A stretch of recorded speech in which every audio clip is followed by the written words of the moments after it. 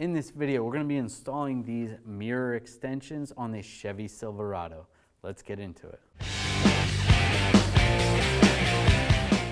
Now just take this housing and you just want to slide it on the top first. And just slide it down and snap it in place down below.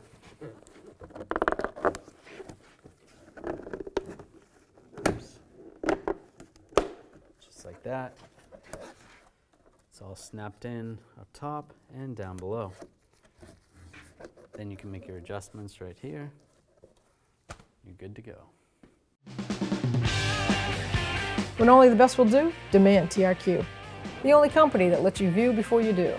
TRQ is committed to offering the highest quality aftermarket auto parts that are engineered for peace of mind. Thanks for using and viewing with TRQ.